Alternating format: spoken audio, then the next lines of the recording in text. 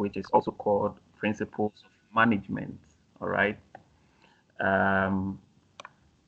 And today's session, we are going to talk about management, and then the subtopic is going to be nature and purpose, right? The nature and purpose. Okay.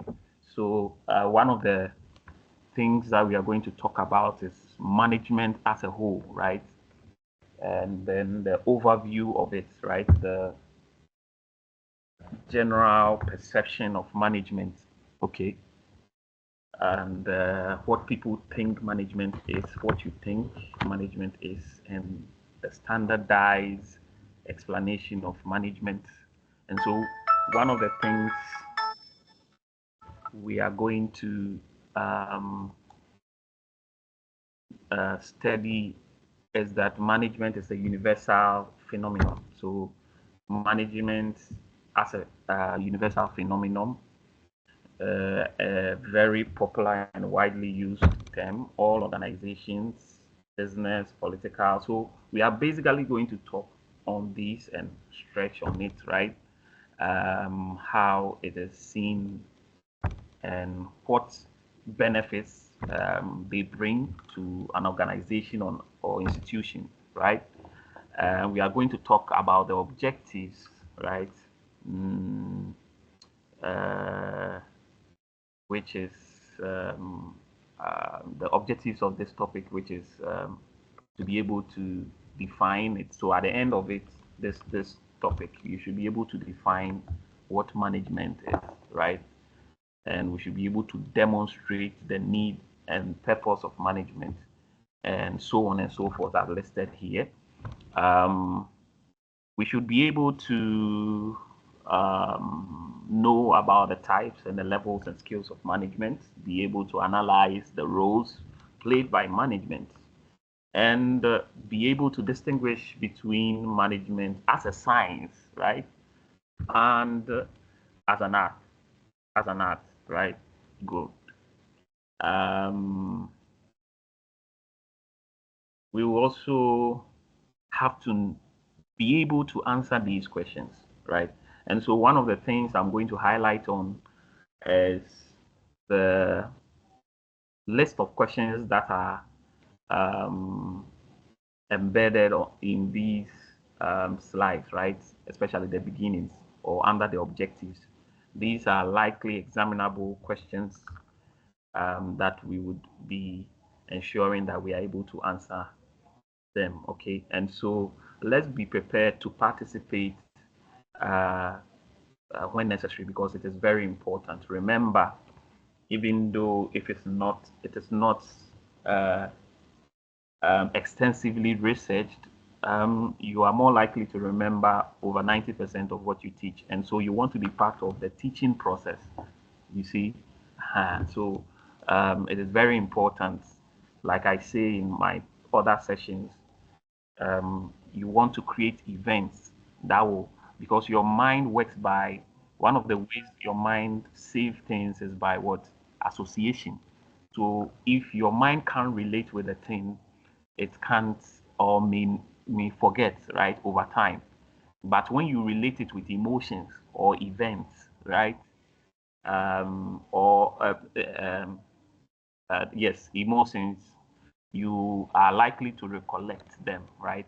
Because you associate yourself with the emotions, and then you remember the situations that are related to that emotion. This is why we remember people by the way we feel, right? The way they make us feel, okay, over time, after a long time.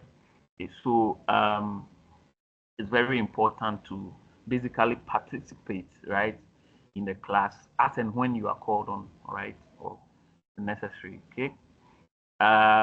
In so doing, we are supposed to know what is management, the need and objectives of management, functions of management, the types of managers, right, the roles played by management as a science. So this would be the actual questions that we will be solving.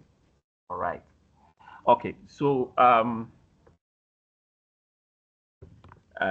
these are some more questions that we'll look at going forward. Okay. So when we talk about management, okay, in our own perspective, right, without the book or anything, right?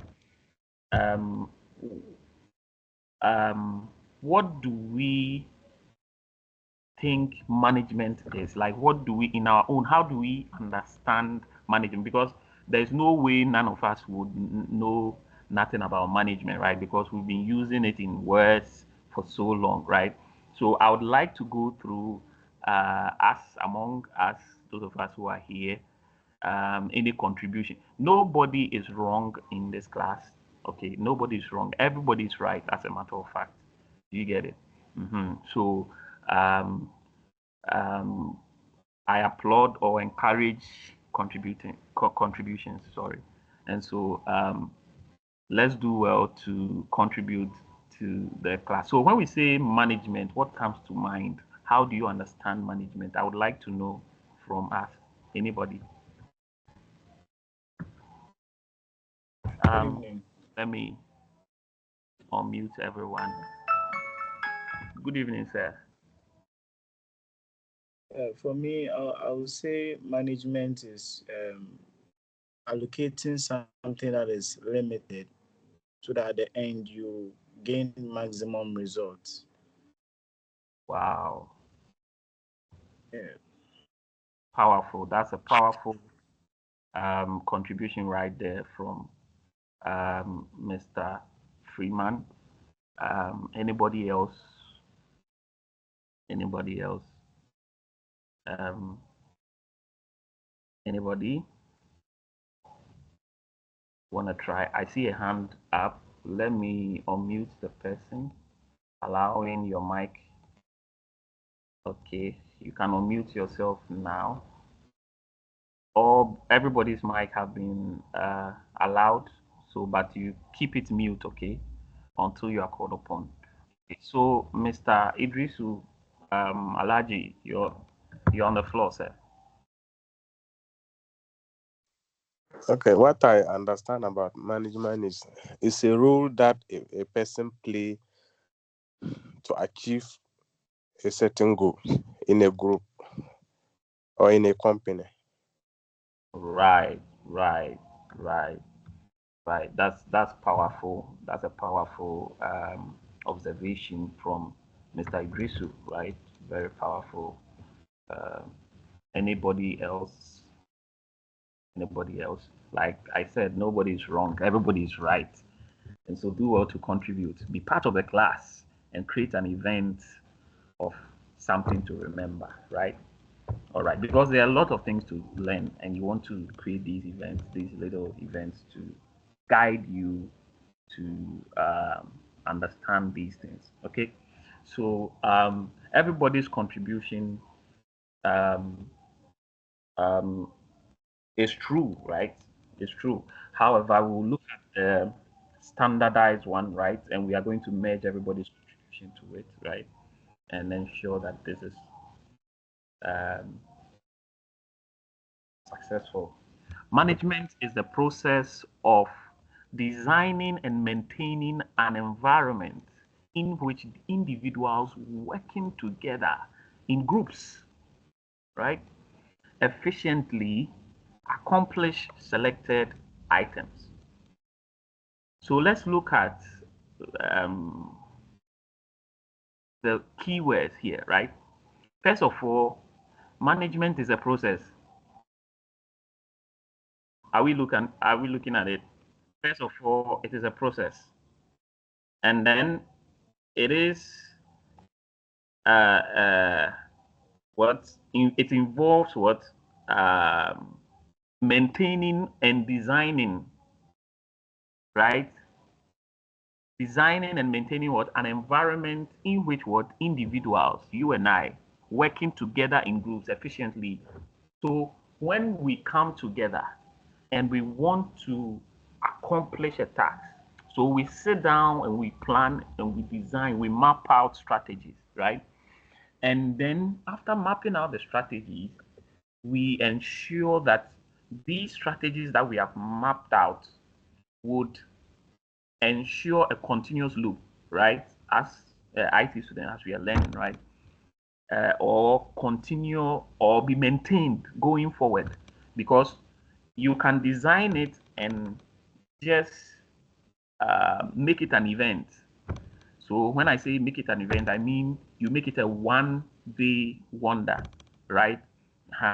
But it is actually a process. You get it, and not an event. And so after you design and maintain it, right? After you design and plan it, there must be a maintenance culture, right? To maintain what has been designed and planned. You get it? So when you are involved in doing this, right? That's the designing and the maintaining, right? You are doing this to obviously achieve that particular goal that you set, right? That goal for which you sat down to design and plan everything. You get it? That goal that you sat down to map out. As you are doing this all together, we call it management, right? So this is one definition of it. All right, this is one standard definition of it. So another one is what? Management is a process of getting things done. This is a very simple one. Through and with people in organization. So in other words, right, it is basically, as our brothers said, right, Mr. Idrisu and Mr. Freeman. So basically getting things done through and with people in organization. So the art, right, of getting, or the process of getting things done. So if you are someone who, after giving an instruction or an instruction has been given out, and you are ensuring that that instruction is being done, in other sense, by this definition, you are a manager. Are we getting it? Yeah, this is how easy managers are become or come about. You get it? So as a process, management refers to a series of interrelated functions. So now, you notice in the beginning, I was saying let's take notice of process, because it's a very important thing, because management is not a one-day thing. You get it? It must be continuous, because um, um, it has to do with a series of interrelated functions. Okay, it's unending. So far as the activity exists, management for that activity must continue. Put this at your in your mind, okay? So far as the activity of the activity exists, then the management for that activity must continue to exist. You see, and so management must be perpetual in that sense. Okay, so therefore, as a process, management consists of three aspects. So if it is a related, like a continuous thing involving people to get things done, then if it is a process, then we can deduce three main things from it. So when management is since management is a process, we are going to deduce three main things that management being a process entails. The first one is management is a social process. So we are saying that it means getting things done through people. Another definition said what? Um, Designing and maintaining an environment in which individuals working together in groups efficiently accomplish selected. So it involves working with people, right? If it's not working with people, working with an idea, working with a resource, right? And ensuring that you can maintain, right? And control, right? The flow of that resource, right? So management as a process would involve a social way of handling it, in which, in the sense that it will involve you dealing with people, right? It will involve you dealing with people, and we are going to delve in that. And management as in an integrating process, right? Where you harmonize maybe resources and human beings together and maintain them or manage them together. Do you get it? And management is a continuous process. So that means that it is perpetual. So far as these two factors, these two um, uh, elements above are existing, then this last one would continue to also exist, which is also a continuous process. So we are going to look at it one by one. So management is a social process. So when we say management is a social process, what are we talking about? It says what? Since human factor is most important among the other factors, right? Okay, I'm going to talk about it very soon. Management, therefore, is concerned with developing relationship among people.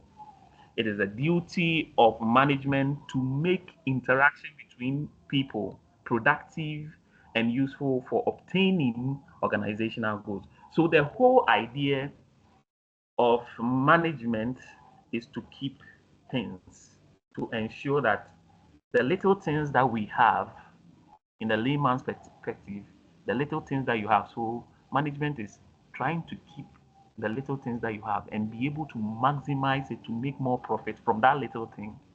That's the basic idea of it. You get it? So when we say it is relating to human beings, which is it is a social process, it will involve the human factor here, right? Using people and maximizing people's potential, the ability to identify potential, maximize it and put it to use. You get it? So how do you do that? You do that by first developing relationships, right? Among people. It is the duty of management to make interaction. So you can't make relationships by not interacting with people. The basic thing is to relate well with individuals, right, in order to build relationship. And so it is very, very important. So management as a process involves people, and it involves making or building relationship with them, because it is the duty of management, right? So you can look at management in the form of someone who manages people. And management, right, to manage as a verb, right, would involve to maintain and maximize the profit from something that you have, whether money, people, you get it, or resources, natural resources, right? And we are going to delve into that. So I hope we are getting it right. Are we getting it? Is there any question up to this point? Should I continue? Any question? All right. I'm not seeing any hand up, so let's continue, right? So it is the duty of management to make interaction between people productive and useful for obtaining organizational goals. Now, let's look at management as an integrating process, right? Management under or as an integrating process. That means what? Bringing together or mixing or harmonizing. So let's look at it. What are you harmonizing? What are you bringing together here? You get it? Undertakes the job of bringing together human, physical, and financial resources. Are we noticing it? So as to achieve organizational purpose. Therefore, it is very important. It's a very important function to bring harmony, right, between various factors. So the ability. So as a manager, you need to have the ability to bring the resources. So if you are working in a company, for instance, as a manager, your ability will be tested when you are able to combine all these resources at your disposal. You get it? To achieve that one goal that you have. So you are a manager of a company.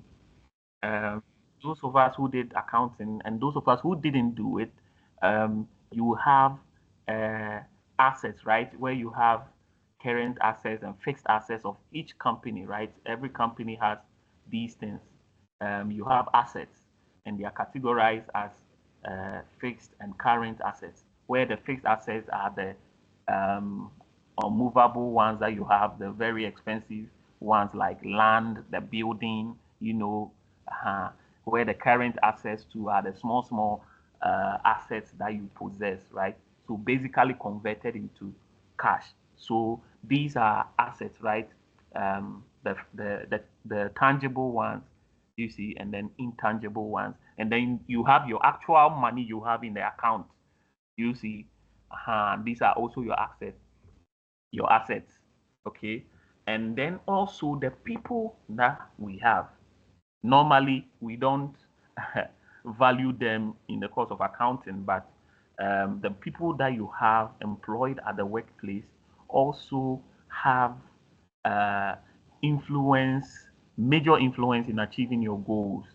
You get it? At wherever you find yourself. Okay. So your ability as a manager will be tested if you are able to identify all these things individually and combine it to achieve every little goal that is set by yourself or by your team or by the management. Do you get it? The shareholders, right? So this is basically what management as an integrating process. So we should be able to note the difference.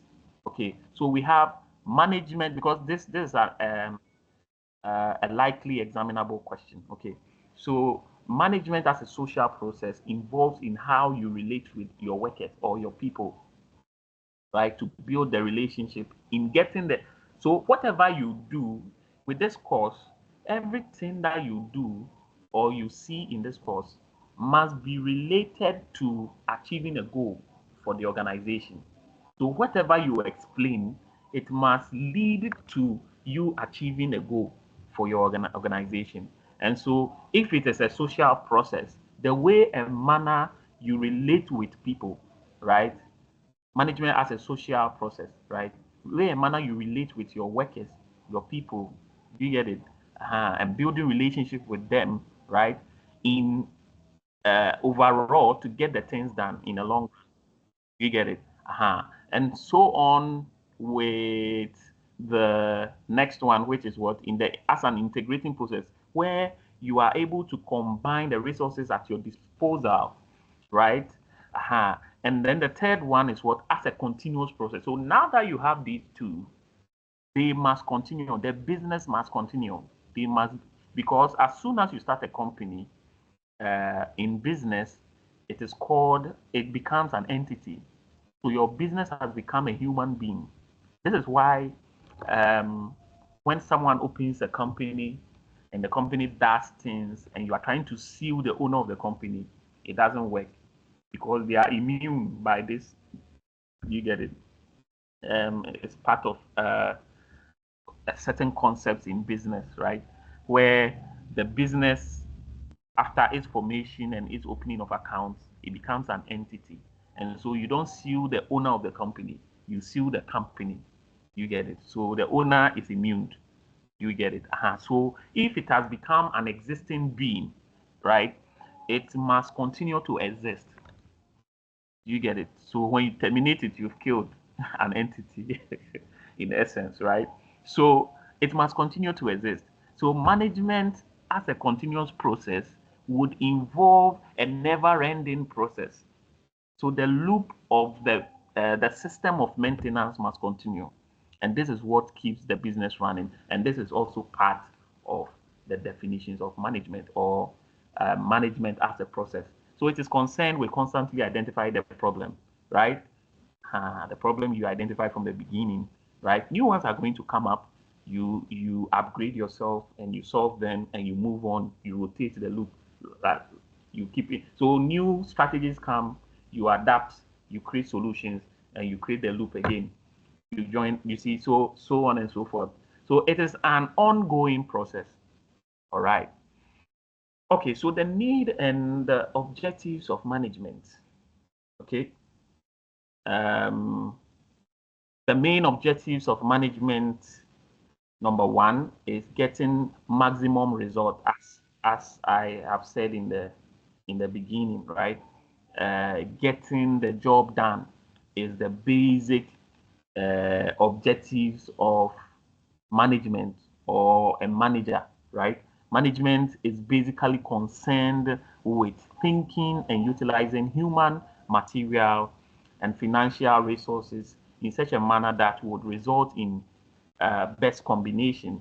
This combination results in reduction of various costs. So if you are able to manage, basically, if you're able to manage things well, right, the little resources well, you would not spend too much in in the long run, and so you are able to maximize your profit. So let's say there are some things that would cost the company, right, and they would have to use a lot of money, right, pump in and then get some small profit.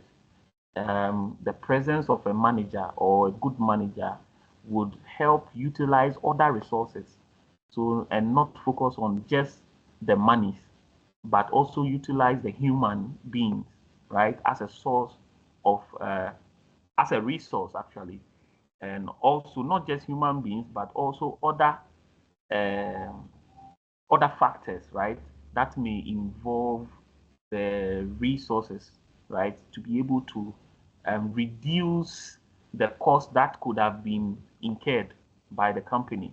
And this would be one feature of a good manager. You get it? And it's very, very important, very, very important, not relying on just that factor or always the for maximizing your profit. Okay, so it's very important. So the first one is getting the maximum results. So even with the little that you have, you should be able to get the most out of it. And this is what makes you a manager. This is what makes you a good manager. Because trust me, we have a lot of managers. Have a lot of managers, but few are good, right? Increasing the efficiency of factors of production, right? So what are first of all, what are the factors of, so in economics, you realize that the factors of production are what? Can someone help us? Land, capital, um, land capital and what? Land capital, entrepreneurship, Labor. and labor. That's good. That's good. So all these are the factors of production. That means that they help us to achieve the goal of production, right? All right. So through proper utilization. So when we talk in let's merge these factors of production with the elements of principles of management. Okay, so principles of management focuses more on utilizing the resources that you have, right, and making the most out of it, right? Economics focuses on that, but also narrows in more on letting you know the kind of market that you have and the kind of people that you are dealing with. Okay, so let's note the slight difference between the two. Okay, so through proper utilization of various factors of production, their efficiency can be increased to a great extent. So in economics, when we say land, we are talking about, when we say land as a factor of production, we are talking about what? Natural resources. Okay, your natural resources, the resources that you have, and so on and so forth, right? And then when we talk about capital, right, we are talking in economics, right? What are we talking about? Can someone help us? Anybody? We're just doing. I think we've done economics. We had an economics section, right? And this is just a recap. You see that the courses are interrelated, right? So capital is like money, or just like money or In things. economics. Okay, Yeah. okay, that's great. That's great. Anybody else? I saw Mr. Jemima. Hey, sorry, Madam Jemima. You can unmute yourself. Yes. You can unmute yourself, Madam Jemima. Anybody else? Can someone help us? Yes, Mr. Planch. You're on the floor. Yeah. Okay. Sir, please. It can be the machinery that is used in the production. Awesome, awesome, awesome, awesome. The machinery. Awesome. And we also have what? Labor. Can someone help us with labor? Labor. We did come on. I think the Econs tutor is on. He'll be listening and he would want to be proud of his class. Mr. Plange. Mr. Plange, yes, you can unmute yourself. Okay. So the labor is the use of the physical ability in production of goods and services. Awesome, awesome. So the people who are basically involved, right? Labor, the use of these things, right, to achieve a goal. So we are linking it to UGBS 104, Principles of Management. So using them to achieve a goal, right? So when we say, let me come back to the slide. When we say what? Increasing the efficiency of the factors of production, we are basically saying that your land, your capital, entrepreneurship, and what? And what? Labor. Good. We are utilizing all of these things to sustain the plans that we have and maximizing it, even with the little that we have, to achieve the most out of it. Basically, that is what this point is talking about. All right. So you see that we visited economics a bit, and then we have blended with the principles of management. So anything, just put it in your mind. Whatever you explain, just make sure that it leads to a goal. Because at the end of it, whatever a manager does, you can know everything in this world, but if you are not able to achieve anything as a manager, then every strategy you employ, you get it, it was just a waste of time. You see, and that is what you don't want to do as a manager. You want to avoid wastage.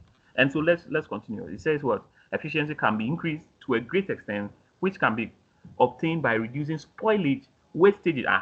Do we see it here? Spoilage, wastages, breakage of all kinds.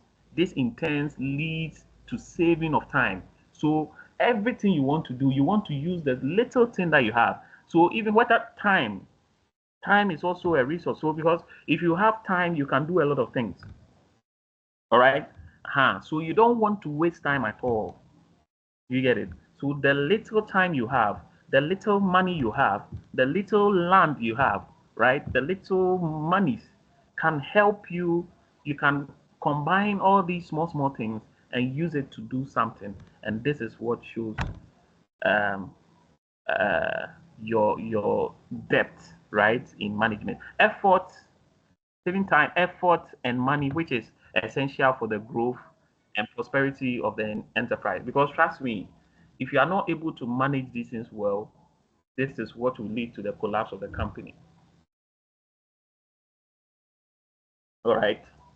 So maximum prosperity for employer and employees. So you see, as a manager, you need to be focused on the remuneration of the enterprise, the labor.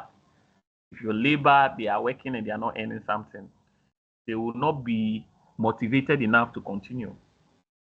You get it? So your resource, remember that one of your resources is labor. That's why I made you guys mention it. So you see that the labor is very, very important. So most of the times, when people are talking about resources, even in accounting, accounting fails to talk about people as a resource or as an asset. You see, but it recognizes human resource in the sense of calculating the monies they pay as a liability. You get it? But if you look at the value they bring on board, you would question why it is placed there. Anyways, that's a topic for another time. So you work with people, and people hold value, and economics and principles of management recognizes the efforts of these factor, this factor actually. You get it? It's very, very important that people, because they ensure that these things are done. You get it? And this is why you see for long people have downplayed the essence of having people getting the job done. And these are the people who are fast approaching or getting to use AI to replace their workers. This is a very bad thing. Yes, a very bad thing. Just because they want to escape the use of, their workers and paying them the right amount, right? Anyways, this is in turn, okay. Management ensures smooth and coordinated functioning of the enterprise. This in turn helps in providing maximum benefits to the employee in the shape of good working conditions, suitable wage system, incentive plans on the one hand, and higher profits to the employer on the other hand. So it's not just to the employees, okay? It's not just to the employees. So one of the things is aimed, the objectives of management is to what? Maximize the prosperity between what? The employer and the employees. So as the employee is benefiting, that's your labor, right? As they are enjoying, it must also reflect in the employer's pocket. Charlie, if you are enjoying and your boss is not enjoying, it means that there is a problem somewhere. It's either there is a corruption or anyways, something else is happening in the organization. All right. So it's very, very important to ensure a win-win situation, okay, so that there will be a smooth run. Because at the end of the day, the manager the is also should also be motivated, right, to continue the to ensure the continuous flow, right, of management in the company, right? And this is a very important thing, right? So as an IT manager of a company, you and the team need to be fully motivated in the sense of incentives, incentive plans, right? The wage system. You should be able to calculate that. Hey, Charlie, this work, the output I'm giving, right? Some in some companies, they measure the output you give by the results you produce. So each result has its own units, and then they multiply it by your basic wage, right, or your hourly rate, whatever it is, right, and then they get your actual amount, um, you know, to ensure a win-win situation for both parties. You get it, especially abroad. All right.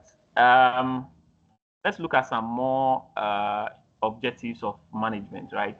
Human betterment and social justice. So this is where we talk about what? Equality, right? Equality. So management serves as a tool for the upliftment as well as betterment of the society. So you just want to do everything to motivate the labor that you have, because imagine, look at even remember that labor in economics also means machinery, right? As our brother rightly said. Okay, so even your machines that you have, when they are running low on fuel, right, and you provide fuel or your oil, let's say your car that you use for the business is running low on fuel, you see that it will start malfunctioning a bit. You get it? The same thing with your oil. These certain things will be just screeching, right? Some sounds will start coming in the car and so on. But you see that when you change your oil, right? You change your plugs, you add, you buy quality fuel, right? You see that the car begins to move, even a car, right? And it's the same thing with your the humans, right? Because we use money for everything. We use these incentives to do things, right? It makes our life easier. And if your worker is not having that peace of mind, then they will not be encouraged enough or motivated enough, as we are supposed to say in principles of management, motivated enough to do what they are required of. You get it? Because after all, nothing is coming in. We are working for Nyami. You get it? And so some of you notice that someone said, "Oh, we should be doing these classes for free. We are doing it for free. We were doing it for free, and we're asking people to contribute, right?" And sometimes you see the contribution, Mr. Asare, sometimes, and I will do the counting of the monies, and you'll be surprised. Some of the coins that we receive to go and help uh, with the places we rented for the classes or the bundle to replace for those people who came to. Sometimes people don't know that even the very tutors may be suffering financially and things, and yet they are sacrificing that small time they have, and we say, "Oh, let's do it free." And when we say it, they say, "Ah, we said it."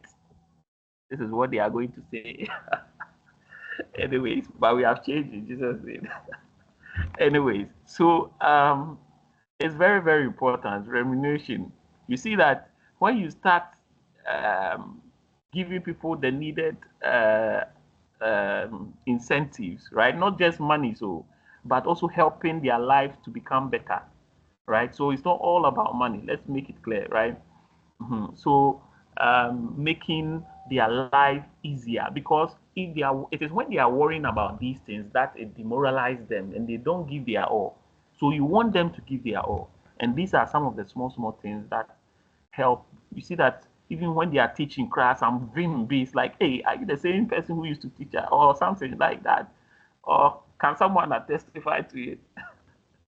Anyway, let's continue the class. um, you see that these things helps a lot. And it's very, very important. So um, uh, as social justice, right, it helps bring a certain equality, right? As you, the boss, you are earning, the people must also earn equal wages, same this thing. You get it? We must be earning, even though the ratio is different. But the equality here means that you are earning a decent amount, right, per the role you are taking, right, and your qualification, right? What suits you, you must get it, and everybody is getting what is needed. So in that sense of equality, this is what we're talking about. All right, powerful. It provides justice through its uniform policies.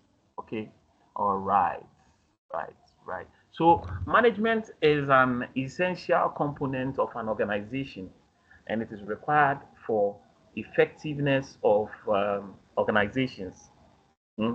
The following are some of the importance of management. So right from the onset, right, from the beginning, you will notice that from the importance, you can derive the objective, you can derive the importance, right, of management. So we learned that what it helps us to maintain our resources. It helps us create a continuous process for our company to exist, right? So from what I've taught so far, you yourself can generate importance, the importance of management. However, let's go through these, all right? It helps in achieving group goals, right? We mentioned it, right? For the optimum utilization of resources, right? Utilizing the small one that you have to make the most out of it, right? It reduces cost. So something that you are supposed to spend a certain huge amount for, you end up utilizing other resources and not relying on money alone. So it eventually helps you to reduce cost, right? You involve the integrated process of management, which includes the factors of the other factors of production to ensure that that same thing is done. You get it? So establishment of sound organization everything would run smoothly. So if we are ensuring a proper management of the system is working 247, everybody will have their peace of mind. You get it? Nobody will have to worry about, oh, will I be paid? Will I not be paid? The money has not come. Hey, am I working for God? You see, am I working? Am I a good citizen or not? Do you see? So it establishes equilibrium. So it also ensures, that was my last point actually, ensures that everybody receives the same allocated or equal, how do you call it, pay, right? Pay their outputs. Do you get it? So it's very, very important, right? Equality or equilibrium, but equality in other courses may not be as equilibrium, same as equilibrium. But hey, for the purposes of our exams, right? Essentials for prosperity of society, right? So if the the the the labor, right, the workers that you have, right, all of them, they make up the population, the major part of the population, right? And if all of them are sorted out, their families would also be sorted out, because this same money they earn is what they use to take care of their families. And so it ensures, or it's essential for prosperity in the community or society at large. You get it, of the country. So these things in our small, small corners help to improve the standard of living, right? As we say in economics, all right? We will be merging some concepts here with economics, okay? And so we move on to functions. So these are the importance, right? So from the explanation, you can derive the importance. So on the objectives, actually, you can also derive the importance. So let's look at some of the functions, right? The functions of management. Functions, what are they supposed to do? So even you can also convert the importance, right, of management to know what managers are supposed to do. This course is a bit repetitive, and so you will see a lot of repetitions, right? So I'm going to help you to identify those and then how to twist them to answer each other, right? But there are some technicalities that you need to add. So you see that sometimes when you give the definition, I'll just be chipping in some things because those ones, like achieving the goals, which is very, very important, right? They get things done through other people, all right? That's the first one. First function, getting things done through other people. That is, you are managing the people that you have. In fact, this is the definition of management, right? Management activities. So make decisions, right? For you to utilize people or utilize your resources or utilize your money, there's a point that you come to where you need to make decisions because you need to make choices. So you make a choice for someone to do something or not to do something to be able to utilize the resources. It involves decision making and it's very, very crucial, right? And the second one is what? Allocate resources. So you need to be able to know where to apportion what resources. If it's human being, you need to know that this person is good with this person is good at this, right? So I put him in this department, right? You should be able to know these things and know how to position them. And this is what we mean by allocation. To allocate means to position, to well position, right? Something. You get it? Awesome. So whether it is money, capital, right, or the land or the labor, these factors of production, This is why I was in.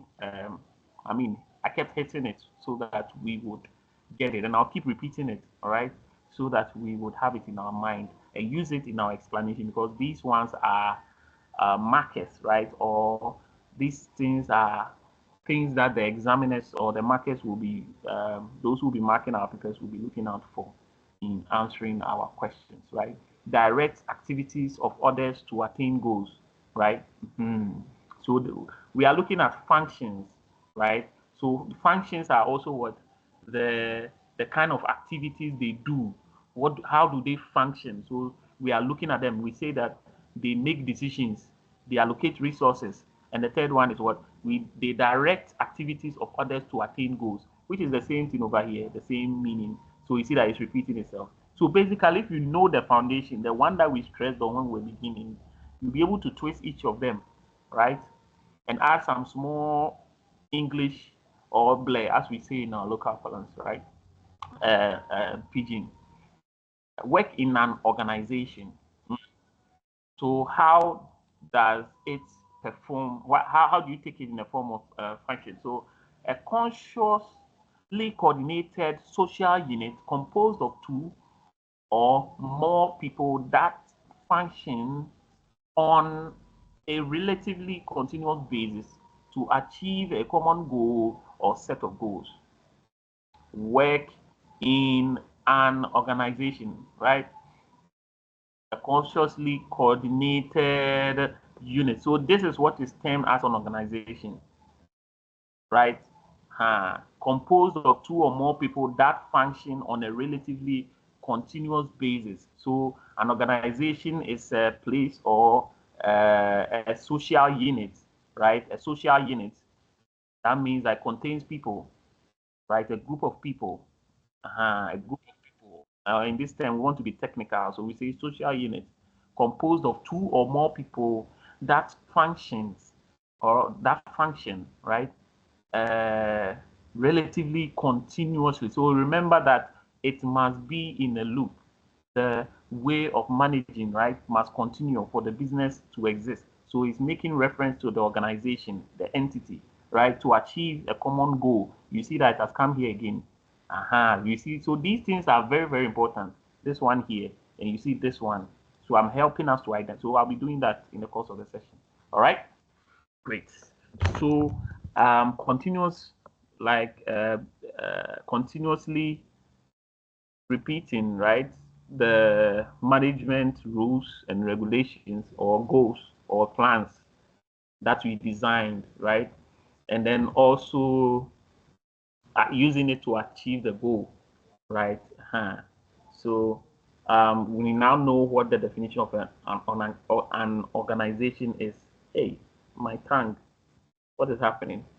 Management functions. Management functions. So the basic management functions, right? We look at controlling, leading, organizing, planning. They may sound confusing, right? But they are the same. They are not the same, okay? They are not the same. So we are going to look at them. These are very, very broad topics, and we are going to look at them. They normally appear in the exam a lot. You will be asked to explain them, all right? They normally appear from business management, those who did business management and those who did this thing, strategic management, those things, they come a lot. In whatever form principles of management appears, these questions are very, very, they are repeated a lot, right? In the exam, right? So let's look at them. Let's look at them one by one. So let's take the first one, all right? Management functions, right? The main ones. Let's look at them. The first one is planning. So what is planning?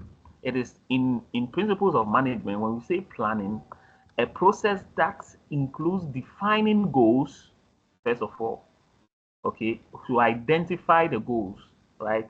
Then establishing a strategy, right? And developing the plan. to coordinate activities. You see the thing.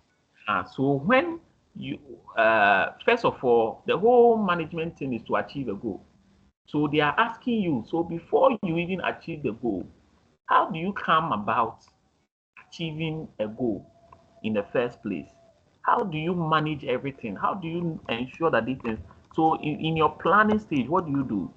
You first of all think, okay, what do we want to do as a company? What do we want to achieve? What is our main purpose? What are we supposed to earn every month? Those things, you begin to think about it, and then you identify all of them. You note them down, right? So when you are doing that, you are actually defining your goals and making them clear to your team and yourself. You get it?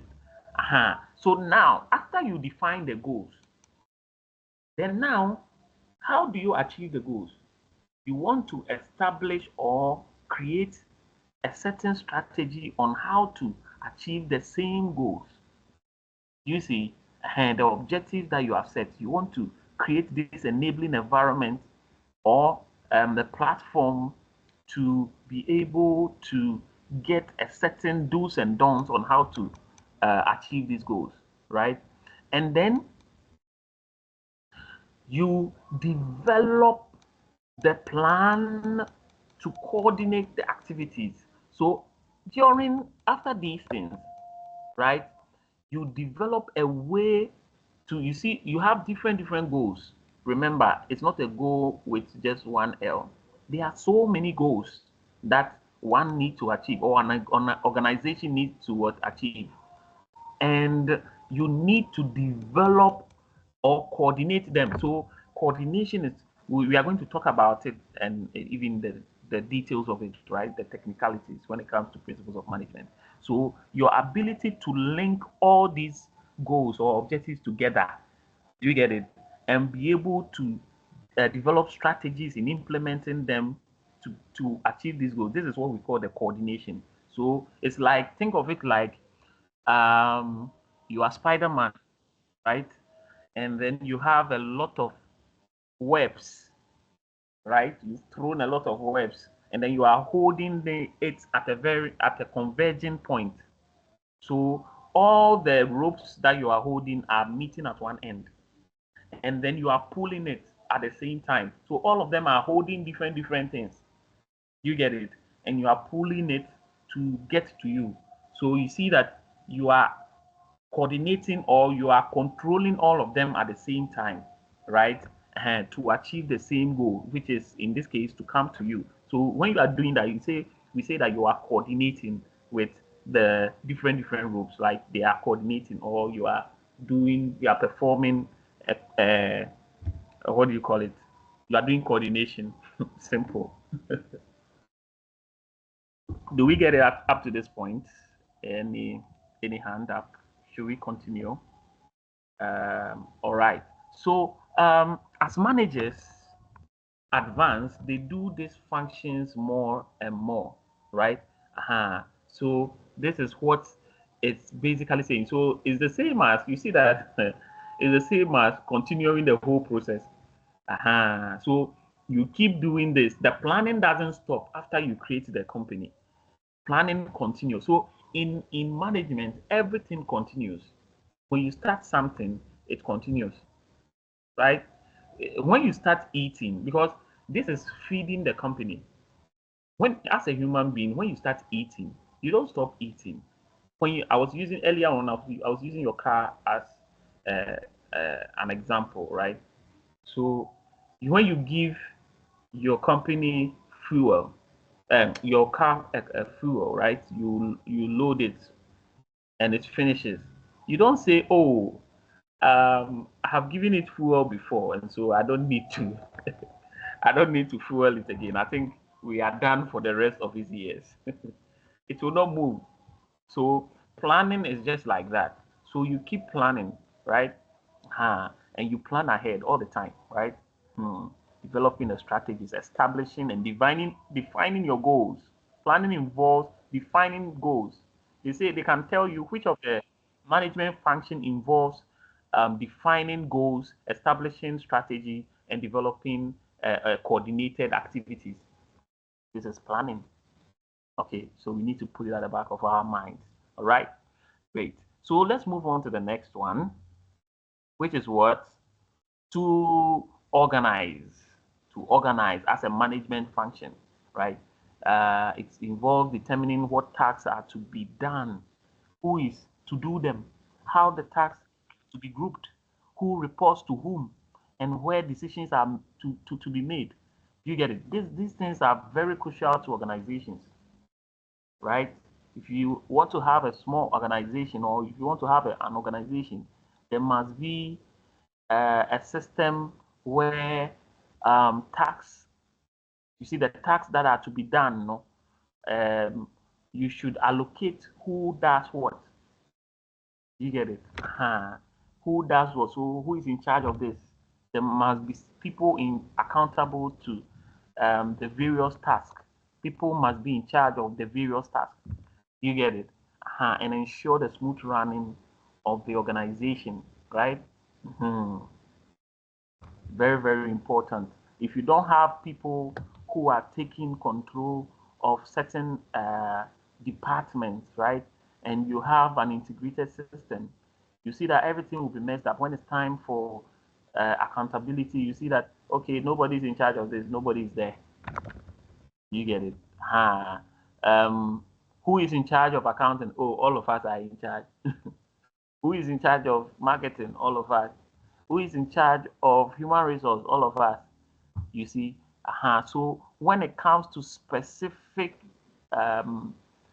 issues, you see that when those particular people are not available, because you don't have anybody really accountable for that particular department, you see that you lack a lot in those things. But if you have specific people in charge and you've organized it very well, everybody would do well in their roles, right? Because they will have different goals for themselves.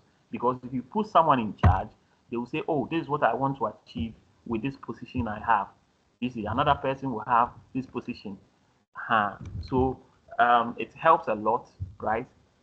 In that sense. Okay, so organizing, see where the tasks are apportioned. You get it? This one is doing this, and who is doing it. You get it? And where the decisions are made. So basically, it is the who, right? What, who, how, you get it, and where. You get it? And it also adds to whom. So these ones, when you see them, you know that he's talking about uh, um, management function, which involves what? To organize, right? To organize. What does he? So in order to organize something, you need to know all these things, right? Very, very important. All right. So we talk about leading, right? Leading, a function that includes motivating employees, right? Motivating employees, directing others, selecting the most effective communication channels, and resolving conflicts, right? A function that includes motivating employees. So, as a leader, you are leading by motivating employees, directing others. So there's a difference between, okay, we are going to, I'm not a fan of jumping ahead the gun when we have not reached there, right? Otherwise, it confuses people. Okay, so a function that includes motivating employees, directing others, selecting the most effective communication channels, and resolving conflicts. So, as a leader, you should be able to do what? First, be able to encourage the people, right? Be able to motivate them, encourage them to do more, right? In so doing, you are also accomplishing the goal of achieving because maybe at that time they may be at their lowest. If someone is at their lowest, they are likely not to produce uh, as expected of them. You get it? And so this goes a long way. The motivation goes a long way to boost their morale, right? Which ends up increasing their output, right, on the job. Okay, and so it's very important. And directing others, so you should be able to guide. You see, directing doesn't mean just issuing commands to people on what to do and what not to do, but it also involves guiding people, right? Guiding them. Um, Sometimes the way a manner we guide people, they may be easily offended, right? And so we must be conscious of these things very well, okay? Especially, you see, sometimes we can guide people by allowing them to go through something, especially when it will not cost the organization a lot. You see, it's not all the guiding that you or directing that you direct them to not to do something. Sometimes when you tell someone don't do this. Research has shown that when you tell someone don't do this, you have actually in a way communicated to them to do the thing. And so I'm going to raise a very huge over here. Some people, some school of thought are saying that when God told Adam and Eve not to eat of the tree, in other words, he was telling them that I don't want you to eat, but if you eat, human will be people will need human beings will be born, and then there will be a need for redemption. So people are saying that in essence, he was telling them to do it. That's also a topic for another day. So it's not just about telling people to do it. So as soon as you tell them not to do this, you've actually made them conscious of the fact that they need to do it. Because the human brain is such that as soon as they are conscious, they would like to know what is on that side.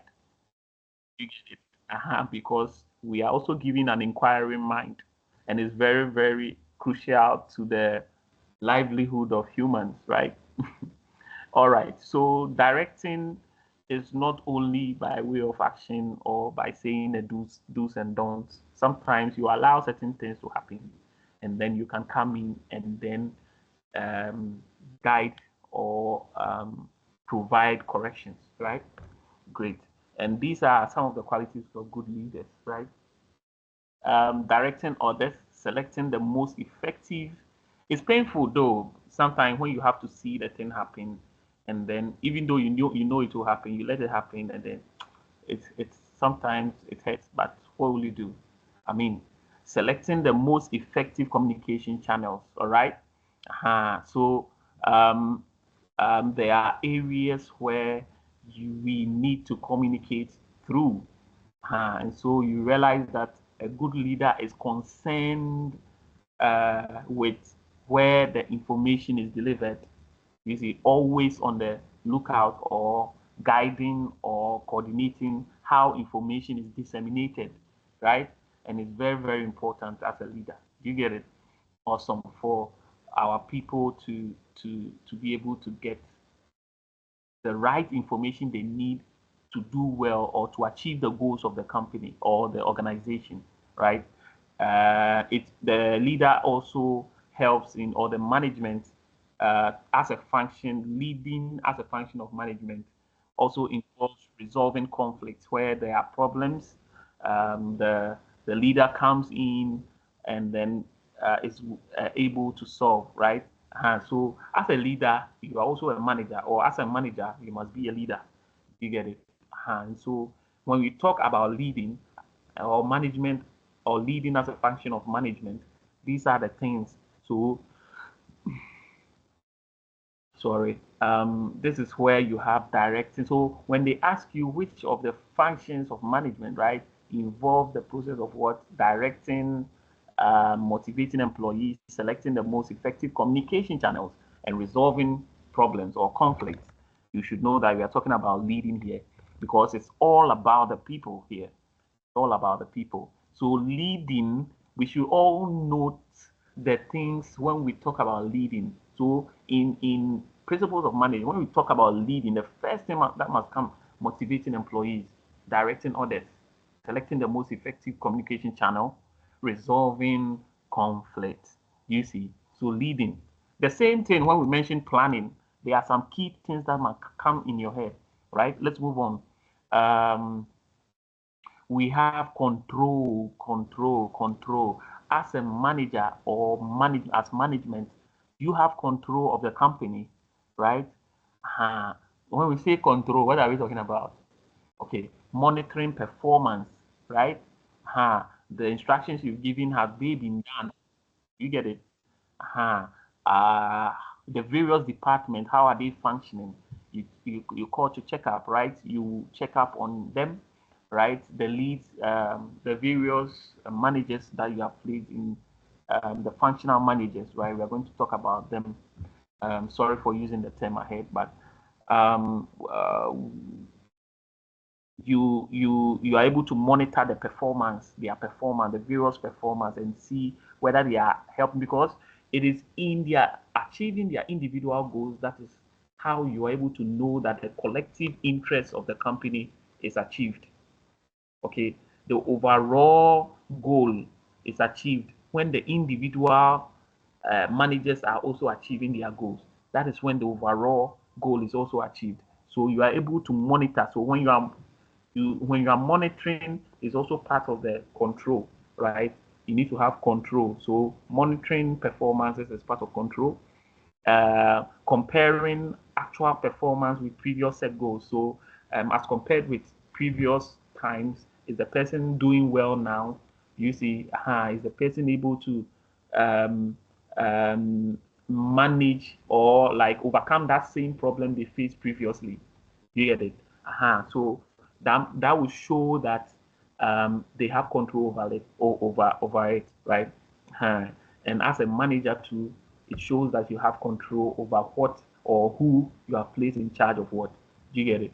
With previous set goals. So everything that you basically say, you are attaching set goals, right? Because it must all be in sync with achieving the goal. You get it?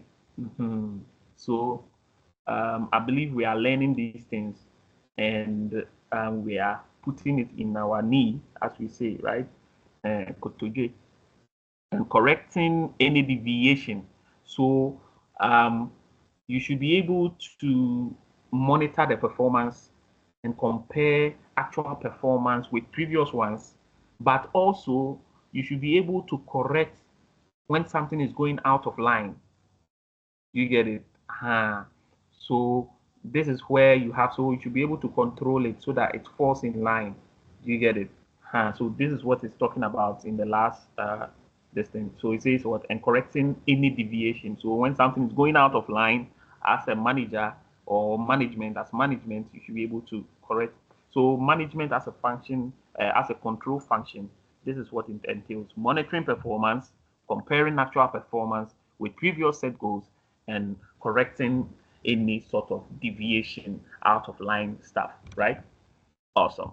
So we've talked about control, lead, right? And organize, right? We've talked about plan. I see over here that they repeated lead twice. I think is an error. So I don't know if they noticed though, but okay. So let's go to the types of managers. What are the types of managers that we have, right? What sort of managers do we have? A manager is seen as someone who gets things done. So now we are knowing what management is, right? Management in the form of noun, to manage, with the verb, right? We've looked at the functions, we looked at the objectives, importance as well. Now let's look at the types of managers. So now let's look at who a manager is. So who is actually a manager? By now you should know, right? Because we may have even said it along. So a manager is seen as someone who gets things done through other people, right? They get things done through other people. They make decisions, allocate resources, right? So you see on the second point, they are adding the duties of the manager or management. So you see, it's just the whole thing is repetitive. You just have to know the basic or the foundation of the whole thing, and then you twist it to how So you can see that we are imploring the importance or the objectives, and we are using it to define who a manager is. So let's read through. They make decisions, allocate resources, and direct the activities of others to attain goals. The success or failure of an organization is heavily dependent on the ability of its managers to perform tasks effectively. Managers can be classified in two ways: by their level within the organization and by the scope of their responsibility. So which level they are in, right? And then the numerous responsibilities they have. So you know managers by two things: by their level in the organization. Which level are they? Are you a low rank officer or a high rank manager? Notice the way I use the terms: low rank officer or a high rank manager, right? So, or the level of your responsibility. Madam Jemima, your hand is up. Let me visit the screen again. I'm sorry, when I'm on the slide page, I may not see. So you raise your hand and then you'll be called upon. Madam Jemima, you can unmute yourself. I think I've done. You can unmute yourself and ask your question quickly. I saw a hand up. Oh, Madam Jemima, it wasn't you. Let me see.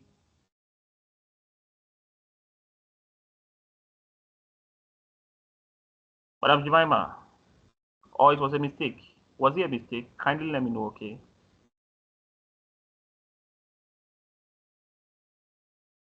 All right, so let's continue, please. Is she here though? Are you with us? If you are with us, just give me a thumbs up. Let me see. I want to know if my network is working or not. Madam Jemima, kindly. Okay, your hand is up, so my attention was drawn. Okay, all right. Why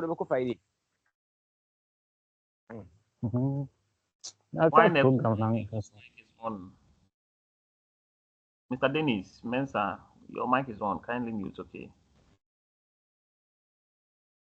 All right, so let me just disable his mic. When I disable, you may not be able to unmute yourself. That's the sad part. All right. Anyways, so let's continue. Okay, so we are on management level. So you identify managers by the level that they are in, right? And then number two, by the number of responsibilities that they are given. You get it? And the level of responsibility they are given to perform. All right. So by level, so you can be a high rank manager and you don't have a lot of responsibilities. And we have managers who are low level managers, but they have a high level of responsibilities to perform, right? So the term levels of management refers to the line of demarcation between various managerial positions, right? In an organization, the levels of management can be classified in three broad categories. So we have top, middle, low. Keep this in your mind, okay, before we add the other ones, okay? So we have the levels of management. We have, so when we are talking about levels, you should know that we are talking about elevation, right? Talking about something that has to do with a hierarchy. You get it, a tree. So if you have a tree, then you should have a top, middle, and bottom, right? So we have a top level management, we have the middle level management, and we have the low level management. But we can have certain terms for them, right? And so with the top level management, we also say that they are also related to administrative level, right? And they are related to administration. And so we call them administrative level, or we can call that level administrative level. You get it? So middle level to they are known as the executives, right? The middle level. You normally these people are like between 3 to 5 or 7 years, right? 3 to 5 years people who are having maybe a degree or something, they are normally pushed into the high level. The low level management, maybe 2 years, 1 to 2 years or something. Yeah, thereabouts. But experience, right? So whatever level you are, right? So the top level people are administrators, right? And then the middle level are uh, uh, the executives or executory, right? Level, executory level, right? They execute what the administrators may have passed down, right? And the low level are the supervisors. We call them supervisors. So your supervisor, right? So from supervisor you move to the executive, right? And from executive you move to what? Administrator level. You get it? So we have, so another term for supervisors is what? Operative or operations. You get it? So operative, supervisory, first line. So then it starts from, you don't go to a company and start from the top to the bottom. You get it? You always start from the bottom to the top, right? And that's how the hierarchy works. You start from the bottom and you go to the top, right? Not just an organization, but wherever you go, you start from the bottom. There's always a point where you started from somewhere, or everybody starts from somewhere. So the first one that you start is called, it can also be called the first line, the level that you begin working in, right? It's called the first line uh, management, right? It's also where you can be called a supervisor. It's also an operative or operations side, right? So low level. So operations in the sense that you are involved in the actual work, right? On ensuring that the things are done. So with that, you can be involved in the actual work and also be in charge of the people. You get it? You see those kind of managers that are always on the people, right? Directly related because they take instructions from a middle level manager, and the middle level manager takes instructions from the top level. So it's a whole hierarchy. You get it? So let's take notice. So the low level, they are known as supervisors or supervisory level, operative, or first line. And then the middle level are also called what, the executory. The top level can be administrative level. It's apart from administrative, they can also be a lot more. But I think this was what has been provided for you on the slide, us on the slide, sorry. And so let us go by that, right? Awesome. So management levels, right? Let's look at it. You see, like I said, it's a hierarchy, right? It's a whole pyramid. And so you look at the top level on the pyramid, right? On the hierarchy, you see the top level at the top here. And then you have the middle level managers, right? Obviously somewhere in the middle. And then the first line managers. But remember, it is not only managers who are doing the work. You see the thing. We have the people who are actually working on the thing, right? These are the executives. So you start from being, so someone will say, oh, I'm a marketing executive. You get it? Marketing executive. Then I was promoted to first line manager, maybe a marketing officer. You get it? From marketing executive to marketing officer. Then you move to what? How do you call it? Uh, uh, Officer or supervisor, right? And then you move to a deputy manager. Then you become the manager. You see, which is the top level, right? Or the CEO. You become the manager. In some cases, the marketing manager, when you become, is still a middle line, right? Instead of a top. So it depends on the company and how they they do their hierarchy. Sometimes it depends on how large the company also is and how their resources are well able to take care of the people, right? So in some companies, you see that the top manager is the one who does the same supervisory work because they don't have money to employ someone who would do the middle manager role. So in some companies, you see them do everything, or they will employ you to do everything, and they'll pay you one hierarchy's money. Anyways, we pray that you find works that would pay you for that actual line of management. All right, so over here, you see that the operatives are here at the bottom. So the operatives are the people who are on the jobs, right? The executives, those are there, right? And then you have the first line managers, right? And then the middle managers, and then the top management as indicated. So if you are asked to draw with a diagram, you should have this in mind, right? 1, 2, 3, 4. So under these three, you have the operatives and the executives, right? Or executives. So let's take them one by one. Okay.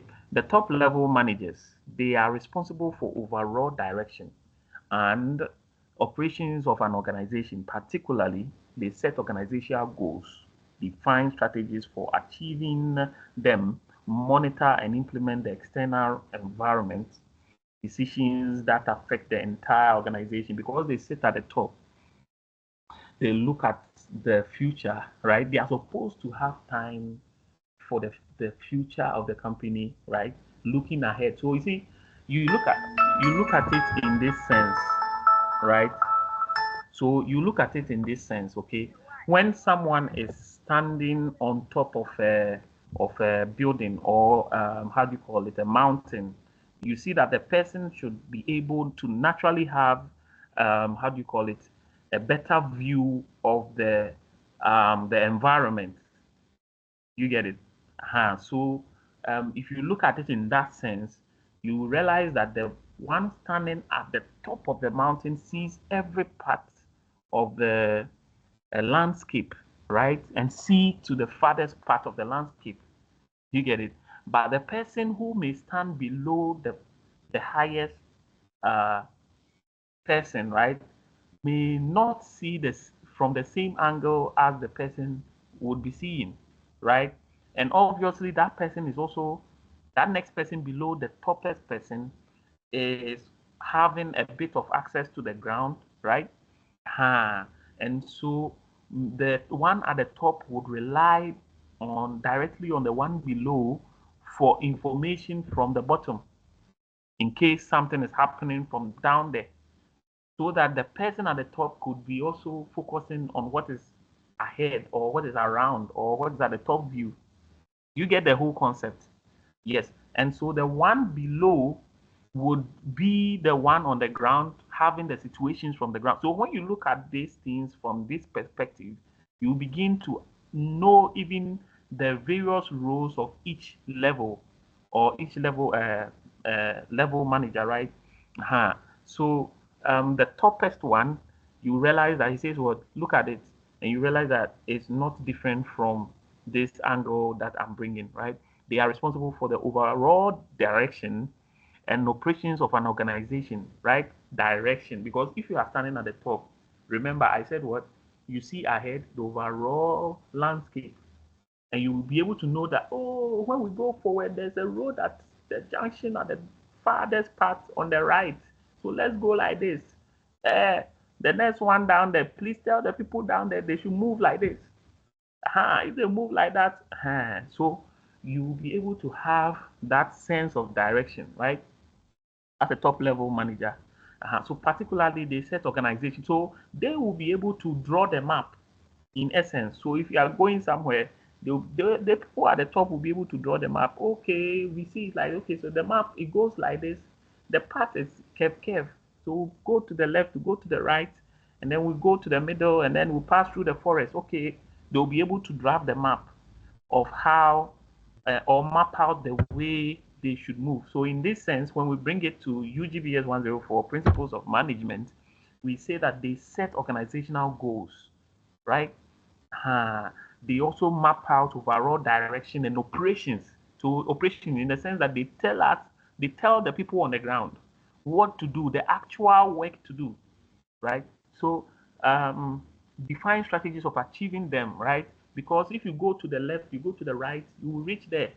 So this is how you must do it. Okay, monitor and implement the external environment. So you see the factors or the words, the terminology that are being used here is similar to this analogy I'm using, right?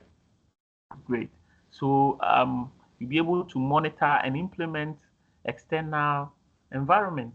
You see, these people, if they do, they should continue to do this, right?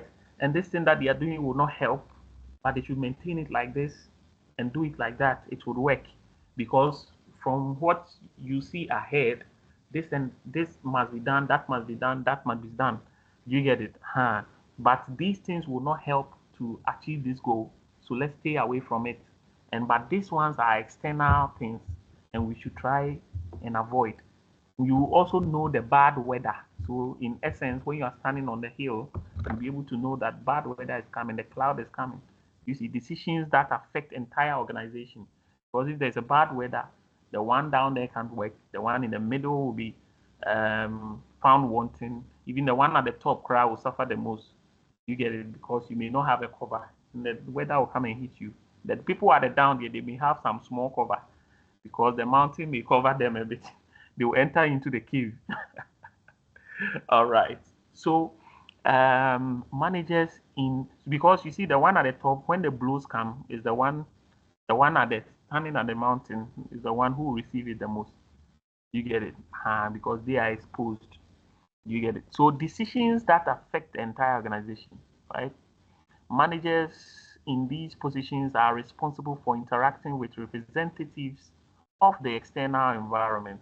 So when you are standing on the mountain, right, using that same analogy, you see that when people who are not part of the main work, right, are approaching to distract the whole team, in essence, the external factors, you are able to shout out, right, and say that, oh, we are coming, oh, excuse us, I beg you, this is where we are going. Your goal is different from ours. Excuse, you see, those kind of external, like important.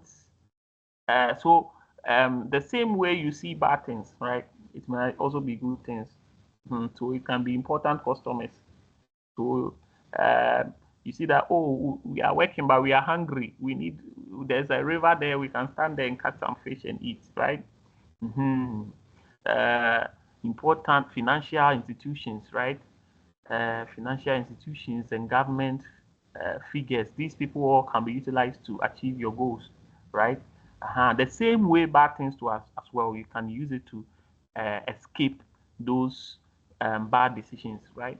And establishing objectives, policy. So you see that the role of the top management is very, very important. In fact, in a way, they help to also help to run the future movement of the company. And you realize that any future plan that is done, it ends up becoming the current plan because the future will by all means come. You get it? Because time waits for no man. And the now that we are speaking right now was once upon a time a future. You get it? So today's date is what?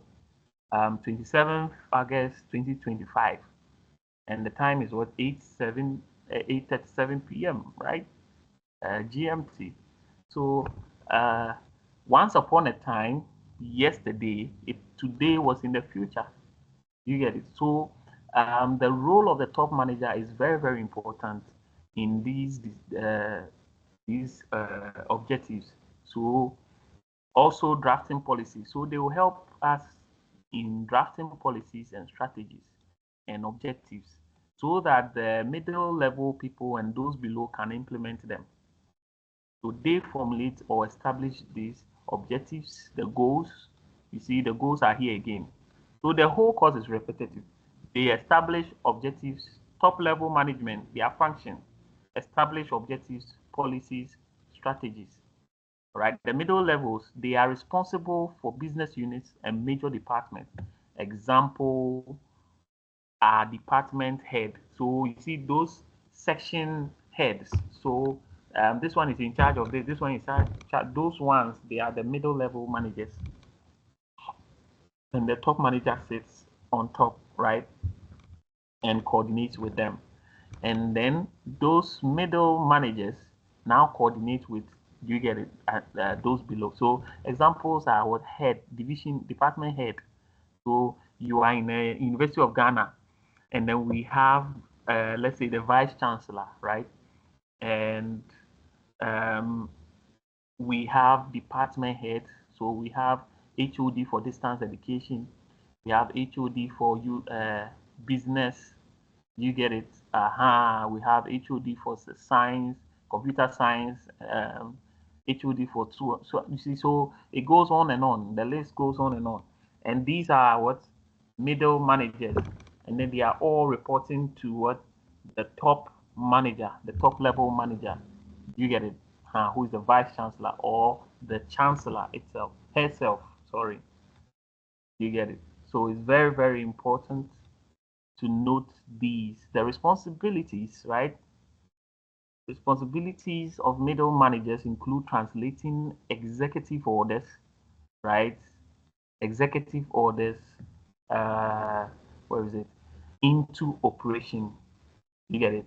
So they translate or they convert executive. So the CEO, Chief Executive Officer, they convert the orders from above, from the CEO or Chief Executive Officer. Their directives are called executive orders.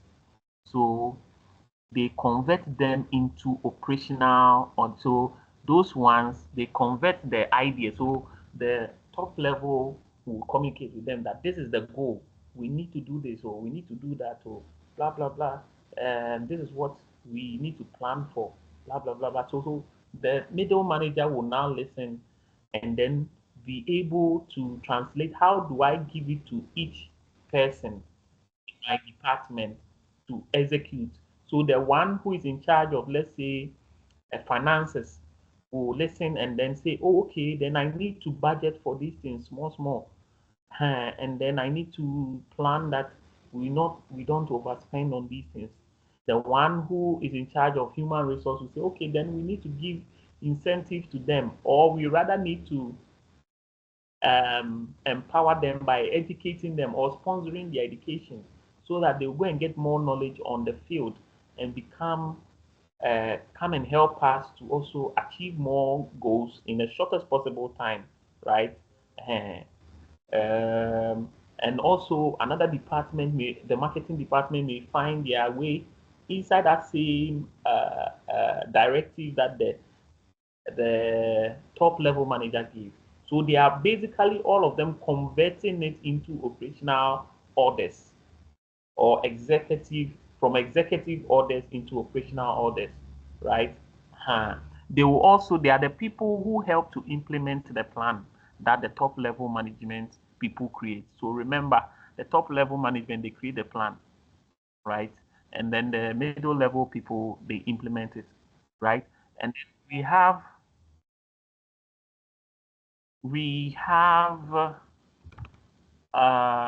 and also they also directly supervising the lower level managers. So they implement the plan and they direct them because they have understood the orders from the top level. They are able to supervise the lower level people or managers, right, to be able to implement, and they ensure that. So imagine the marketing manager, and you are working under the market, you are an executive and marketing executive, and you are working under the marketing manager, and he just received an instruction from the top level, and he's instructing you to or guiding you. So he'll be with you or be monitoring, right, if the thing is done or not. The same way the top level will be monitoring, right? So we'll be guiding you, so on ensuring that the goal is accomplished. Middle managers typically have two or more management levels beneath them, right? Middle management typically have 2 or more management levels beneath them. So that, as I was saying, so you can have the operations manager, right? Okay, let me use a common one. Let's say the marketing manager, for instance, can have a deputy marketing manager, right? Can have a deputy, and after the deputy, right, they may have like someone like a supervisor. Before, after the supervisor, right, the person you can have the actual people who are the marketers. You get it? Who we call the marketers or the marketing executives. You get it? So these are 2 lines. So you have the marketing manager has the deputy marketing manager, and he has also at his disposal the supervisors, right? And so on. The same way the accountant, right?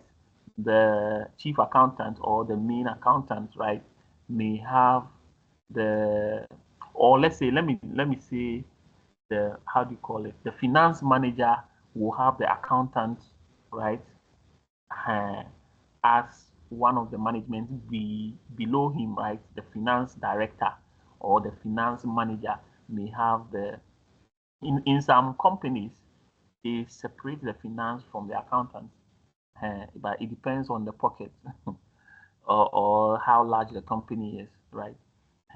So other than that, finance directors will have accountants under them, and then the accountant will have how do you call it?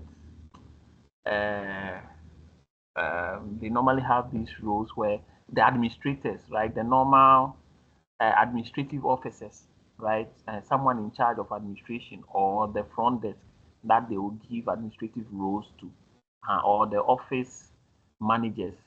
They are also handling these things like monies and all those things, right? The budget, handling company budgets and interest or this thing, whatever they handle, right?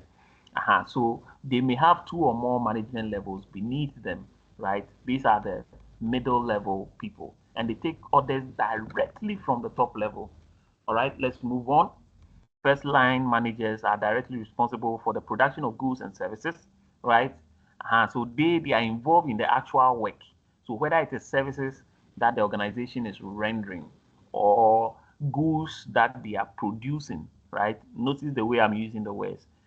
We render services and we produce goods, right? We don't produce services, we render them. Okay, so let's take notice of these. Okay, particularly they are responsible for directing non-supervisory employees. First line managers are variously called office manager. So this is where the office manager comes in, right? And they are the people who organize the office, ensure that the office is well cleaned by the cleaners, right? In some companies, the office managers, they make them clean the office. Like I said, it depends on the budget. Someone can't afford to have an office manager and have a cleaner, right? Uh, they also handle the impress, the office, how do you call it? The day-to-day usage, right? Office, how do you call it? Supplies like water at the reception,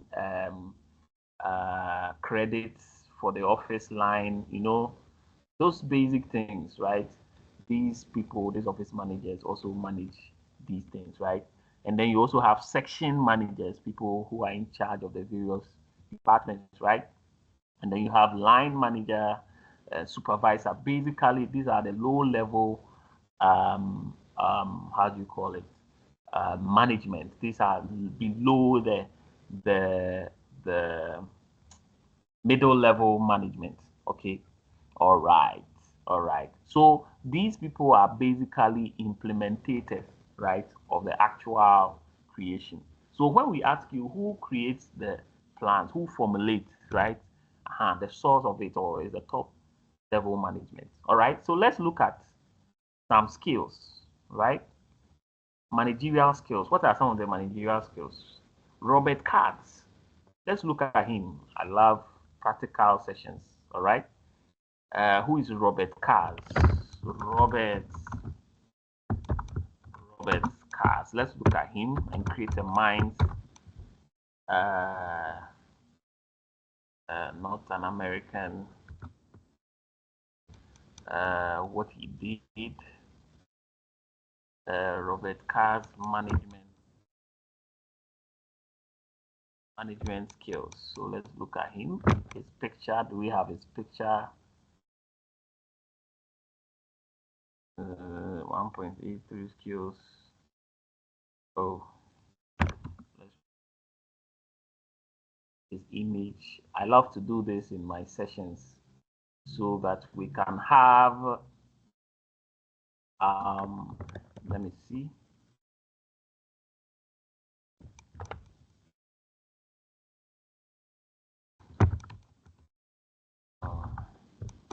Let's do it.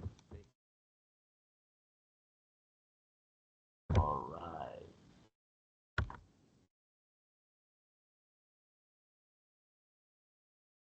Okay. If you are not interested, let me add wiki to it because this is what I'm trying to do. It's very important how you need to associate the image of the person. It looks like his picture is nowhere to be found. Okay, we'll find it over time. All right.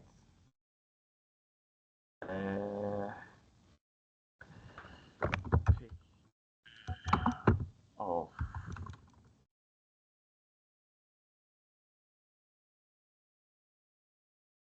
all right. So the cars.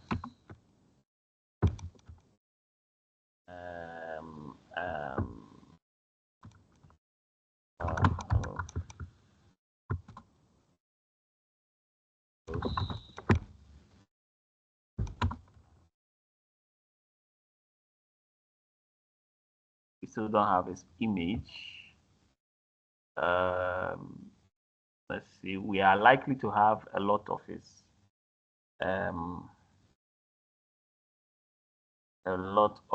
theories. I think this is him. Let's look at his face or biography of Robert Cars. Is that him?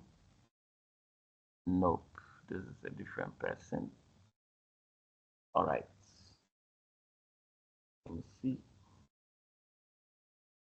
I think this is him. All right. Nope. This is not him as well. All right. So we see the work that he did a lot. Yeah, I think this is him. Yeah, so this is Robert Cars here. This is Robert Cars here.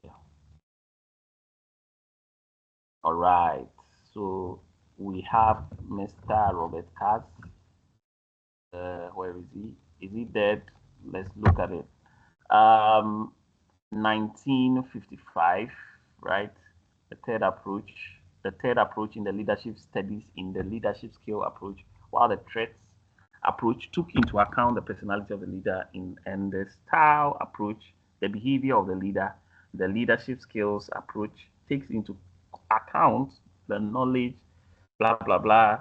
A leader can learn certain skills and turn himself into a remarkable one, right? And so on and so forth. Okay, it looks like he's still alive, right? Okay, we can go and research on him and his theories, right? Later on. Meanwhile, we'll continue with the slides. I'll share the link later in our page. Okay, so let's continue with the slides and then we'll look at it. So you see, the reason why I do this is to provide an elaborative way, right, or extensive way of learning so that you really understand it and not just for the chew and pour. Do you get it?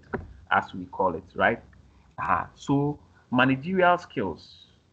We can't talk about managerial skills without considering what Mr. Robert Cars proposed or created, right? He decided that we shouldn't just start talking about the skills of managers.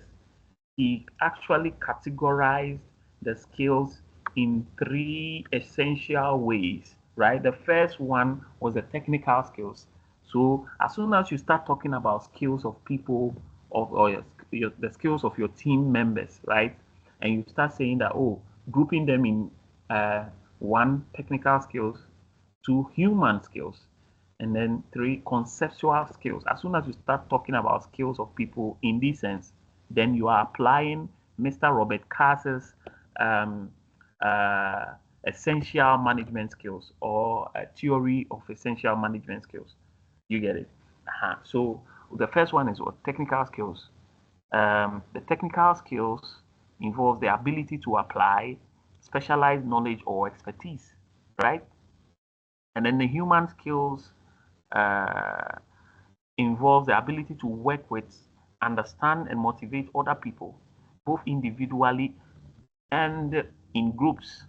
Okay. And then you have the third one, which involves conceptual skills, which involves what? Mental, the mind. So let's look at it. It says what? The mental ability to analyze. So someone's ability to analyze, you get it, or how to address situations.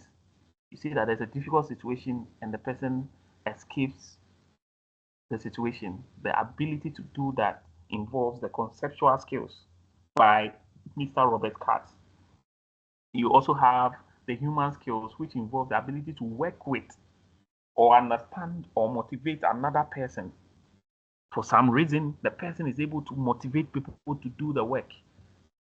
That's the human skill. It's categorized under the human skills. And then the technical is the one that you have acquired, a specialized one that you've gone to study. You see, with regards to or a standardized skill that you're going to gain is particular this thing, skill. That one we intentionally go and pay and learn or dedicate a time to become a scholar, right? And those ones we call them technical. It has to do with that work. All right. The ability to apply specialized knowledge or expertise. So these are the three main skills that he spoke about. Um, the different managerial levels. Don't worry, we are going to finish the slide. All right. Different managerial levels. Right. So we have the top. I think someone has unmuted themselves.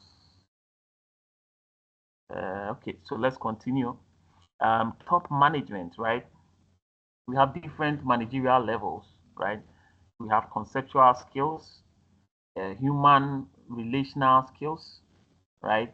And then the technical skills. So these are the various skills within the levels of management. So um, um, uh, so the top level okay, let's look at them one by one. Okay, so in the late 1960s, Henry Mintzberg, right, studied 5 executives to determine what managers did on their jobs. Henry Mintzberg, we are moving from Mr. Robert what Katz, right, who formulated the theories or the theory of the skill of what the skills of managers, right? So um, um, and we talked about he talked about the technical skill, the technical skill and what. Can someone help us? Anybody? Hello. All right. So he spoke about the technical skill, the human skill, and then what? Yes, Mr. Boivin. The human skill and the what? We just looked at it. The technical skill, the human skill. Okay, let's move on. Let's just finish this. Okay. He spoke about the technical skill, the human skill, and the conceptual skills. All right. We just learned it over here. These are the three main skills that um, he provided in his theories. And now we are learning about a new person, right? He goes by the name Henry Mintzberg, right? Um, Henry Mintzberg studied five executives, right? Five executives to determine what managers did on their jobs in the 1960s. Keep the dates in your head, all right? He concluded that managers perform 10 different. So after studying these five executives, he concluded that managers perform 10 different, highly interrelated roles. You get it? Or sets of behaviors attributable to their jobs. The 10 roles can be grouped as being primarily concerned, right, with interpersonal relationships, the transfer of information and decision making, right? So we are looking at them. Mintzberg's managerial roles, right? The roles that he came up with for managers, right? He said they behave, they have interpersonal roles. They perform interpersonal roles relating well with the people, informational, where they give information, right? They also have decisional, where they need to make decisions. So there are times that they relate with them, the people, right? There are times that's the interpersonal side, and then informational. There are times that they just come out to give information. There are times that they come up and they say, okay, so this is the decision. You get it? So in this case, decision to either release or sack, maintain, or move with a new direction, right? So these are some of the things. So interpersonal roles. So interpersonal roles is well explained here. Interpersonal figurehead, symbolic head required to perform a number of routine duties of a legal or social nature. Do you get it? Leader responsible for the motivation, direction of employees, right? And then we have the liaison. Liaison also means relating with people, right? Maintains a network of outside contacts, right? Who provide favor and information to the organization. You get it? So interpersonal has to do with relating with people. So as a figurehead, you are a symbolic person, right, in charge of a number of routines. You get it? Either legal routines or relating with people. And as a leader, right, um, if you are not acting as a figurehead and you are performing your role as a leader, remember that when we were talking about leading, we talked about motivating the people, right? Remember? So you can see the repetition of that same thing here. Responsible for motivation and direction of employees. So motivating the people, that is a leader. So when they ask you who is a leader in UGBS 104, Principles of Management, the one who is responsible for the motivation and direction of the people, you get it? Or the employees in this case. And liaison is when when you are maintaining a network, right? You are relating with people. Or so we use the word liaison, right, with people.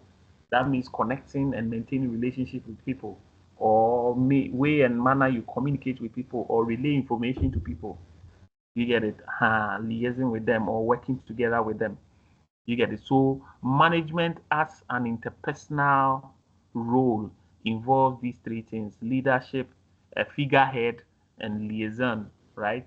And then informational part, right? Informational part is when you are monitoring. So all these things, we are under the, what's his name? The 1960 man, Mintzberg, right? Mintzberg, right? Henry Mintzberg. So we have the informational one, right? So we talked about the interpersonal one. This is the informational one, and then the informational one receives wide variety of information. So in order for you to monitor, you are receiving wide variety of information. Serve as a way of you monitoring, right? Serves as a nerve center of internal and external information of the organization, right? And then you have a disseminator, transmits information received from outsiders or from other employees. So someone who disseminates information. You get it? So over here, they also perform the role of what? The informational roles. So the informational roles involve the monitoring. You get it? If you are monitoring something, you are getting information, right? You are receiving information. You get it? By sight. And then you are also a disseminator. That means you you share information, you disseminate. That's how we say it. So to disseminate means to share or to distribute, right? To transmit information received from outsiders or from other employees to members of the same organization or to members of the other organization, or if you are working under a parent company, right? Parent company, as in you have a big company, and then under it you have small companies under it. You get it? So you can communicate among them or outside of them, or maybe people who are outside of maybe the entire organization, right? Okay, so we have spokesperson transmits information to outsiders. So with the spokesperson, right? When the manager is acting as a spokesperson, he's also the manager also can act as a spokesperson, right? In the informational role, right? And this is where he transmits information to outsiders on organizational plans, policies, actions, and results, right? Serves as experts on organizations, industries. How I would love to go into details with this. Okay, so but just put it at the back of your mind that managers are supposed to monitor, disseminate, and be the spokesperson of their people as part of their informational role. So mind you, Mr. Minsberg, right, talked about the interpersonal, informational, and decisional roles of a manager, right? And this is what we are still on, okay? So the last one, which is the decisional roles, right? The act of making the decision. So as an entrepreneur, your decisions must be right on spot. All right, right on spot. So searches organization and its environment for opportunities and initiate projects to bring about change. All right. So you should be exploring on new ways to provide opportunities for the organization, right? And initiate projects that will bring more money to the company. You get it? Disturbance handler, responsible for corrective actions. Remember, we talked about these things, right? Resource allocator, right? Makes or approves significant organizational decisions. And then negotiator, responsible for representing the organization at major negotiation. So all these things can also be roles that the top level managers can employ people to do, right? But they are all generally the managerial roles. We didn't specify whether it's the top or middle or the low. You get it over here. So this is how come. So those of you who are wondering, this is how come it has been disseminated to all the roles. So Minsberg has talked about the skills, right? He has talked about the skills and the skills which involve interpersonal what and informational and then the decisional roles, right? With the slide will be provided on the platform for our use.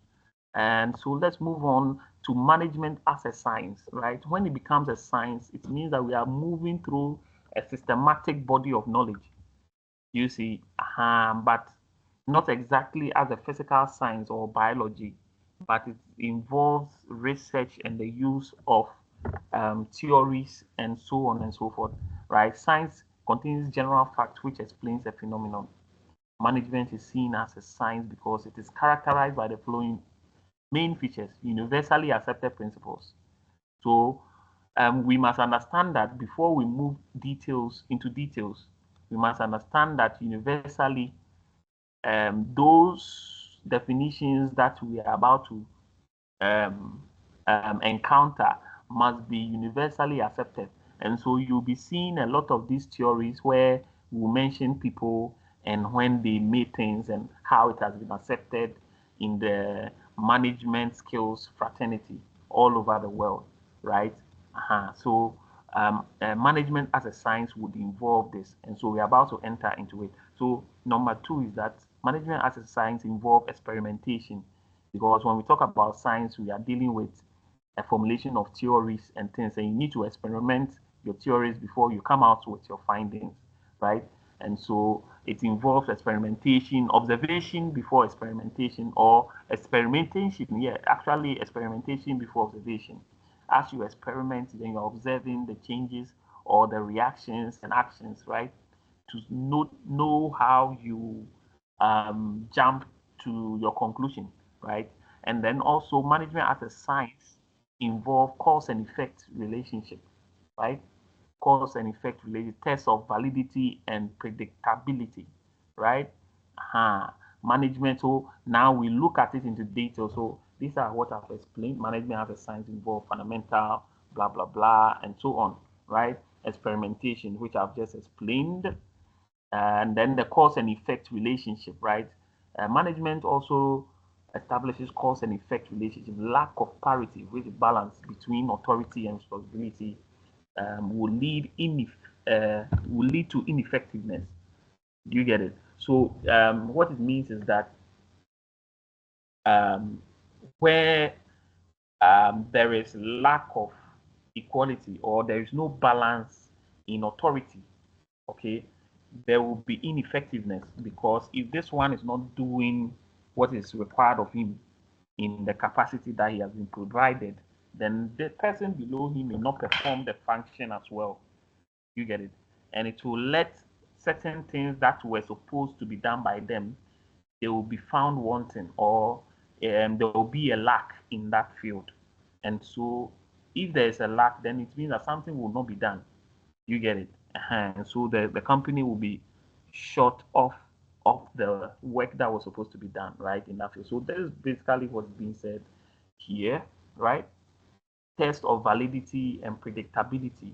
Principles of management can also be tested. So it's talking about experimentation and observation still. So as a science, we basically are talking about testing, formulation of theories, observation, right? This involves scientific methods. You get it? Uh-huh. Um, and also, when we talk about it as an art, what do we mean?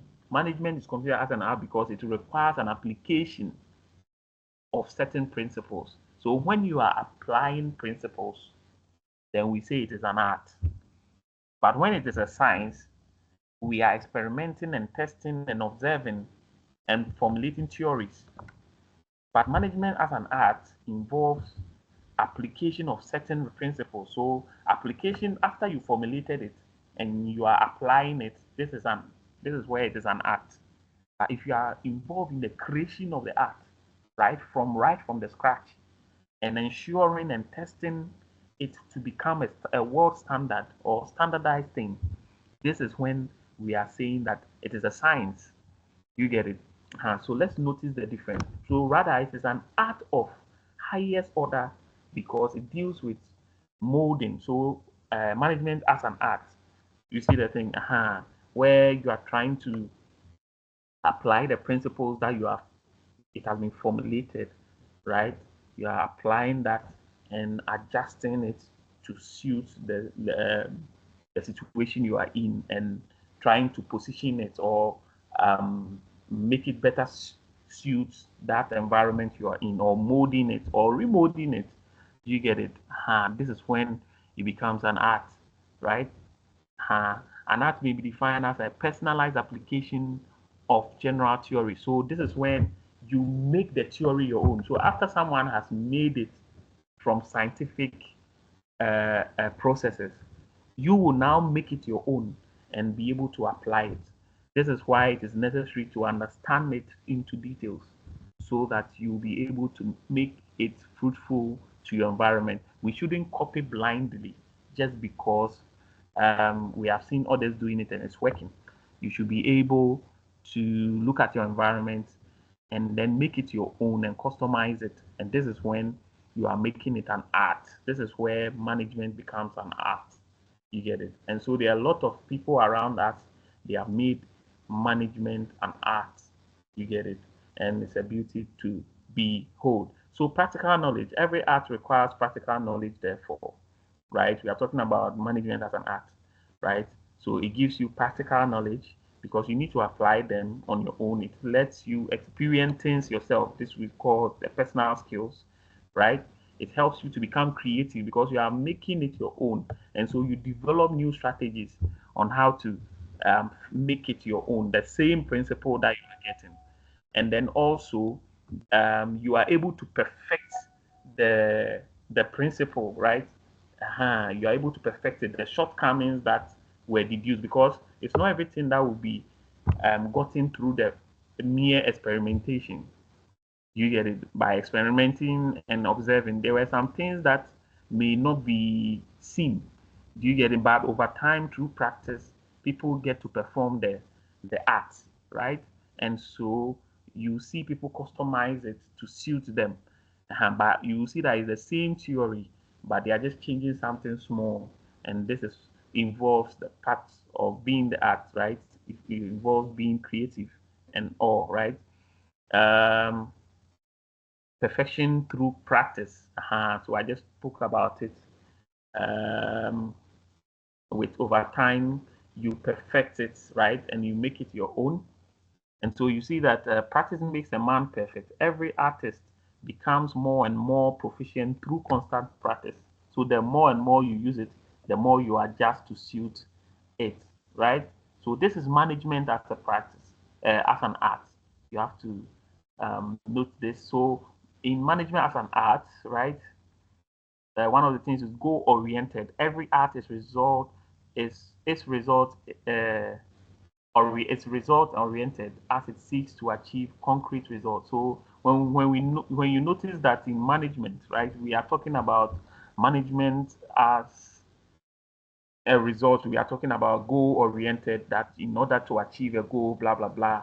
This is when we are talking about the art part of management, right? Management is also directed towards accomplishment of predetermined goals. Managers use various resources like men, money, material, as we talked on the factors of production earlier on, right? Awesome. And so this is the end of session one, like slide one. I did my best for us to finish, and I think we are right on time. Any questions? If you don't understand something, you can raise your hand and ask the question. All right. Any question from any one of us on the various things that we have discussed today? All right. So my doors are always open. You can reach out with questions. You can send text and so on. I'm going to put the slide on the platform that we have so that everybody will have a copy of the session. Until then, if there are no questions here, I would halt the recording, and then if there's any further announcements,